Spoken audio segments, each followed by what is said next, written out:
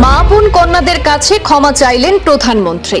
মহিলা সংরক্ষণ বিল পাশ না হয় বিরোধীদের কড়া ভাষায় সমালোচনা করলেন প্রধানমন্ত্রী নরেন্দ্র মোদী। ভ্রূণ হত্যার সঙ্গে তুলনা করে মন্তব্য প্রধানমন্ত্রীর। জাতির উদ্দেশ্যে ভাষণ দিলেন প্রধানমন্ত্রী নরেন্দ্র মোদী। বললেন, নারী সংরক্ষণ বিল আটকে ভ্রূণ হত্যার মতো কাজ হয়েছে। কংগ্রেস, তৃণমূল সহ বিরোধীদের সমালোচনা প্রধানমন্ত্রী মোদীর।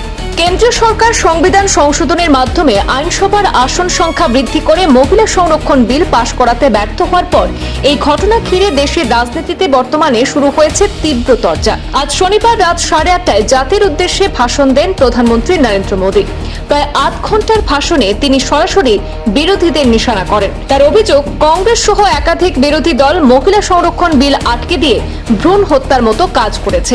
ভাষণের শুরুতে প্রধানমন্ত্রী বলেন, দেশের মা বোন মেয়েদের সঙ্গে কথা বলতে এসেছি।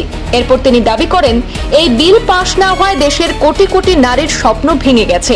একই সঙ্গে এই ঘটনার জন্য দেশের মহিলাদের কাছে দুঃখ প্রকাশও করেন মোদী। উল্লেখ্য, বিলটি পাশ করাতে সাধারণ সংখ্যাগরিষ্ঠতা থাকলেও সংবিধান সংশোধনের জন্য প্রয়োজন ছিল 2/3 সমর্থন, যা জোগাড় করতে পারেনি কেন্দ্রীয় সরকার। ফলে বিলটি আটকে যায়।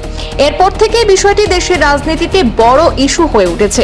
প্রধানমন্ত্রী অভিযোগ করেন, কংগ্রেস, তৃণমূল কংগ্রেস, ডিএমকে এবং সমাজবাদী পার্টি নিজেদের রাজনৈতিক স্বার্থে এই বিলের বিরোধিতা করেছে। মোদীর কথায়, দেশের স্বার্থের চেয়ে দলের স্বার্থকেই বড় করে দেখছে বিরোধীরা।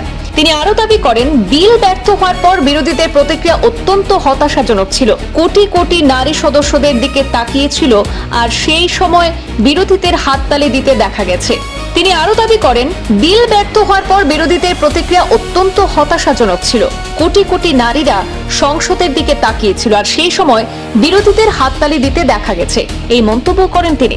প্রধানমন্ত্রীর মতে, বিরোধীদের এই পদক্ষেপ নারীর আত্মসম্মানের উপর আঘাত। তিনি হুঁশিয়ারি দিয়ে বলেন, দেশের নারীরা এই ঘটনা মনে রাখবেন। এছাড়া কংগ্রেসের বিরুদ্ধে দীর্ঘদিন ধরে মহিলা সংরক্ষণের বিরোধিতা করার অভিযোগও তুলেন প্রধানমন্ত্রী। মোদী দাবি, এই বিল পাশ হলে শুধু মহিলাদের নয়, আঞ্চলিক দলগুলিরও উপকার হতো, কিন্তু বিরোধীরা তা হতে দেয়নি। সব মিলিয়ে মহিলা সংরক্ষণ বিল ঘিরে শাসক বিরোধী সংঘাত দেশের রাজনীতিতে নতুন মাত্রা যোগ করেছে। এখন দেখার বিষয়, এই ইস্যু আগামী দিনে রাজনৈতিক সমীকরণে কতটা প্রভাব ফেলে।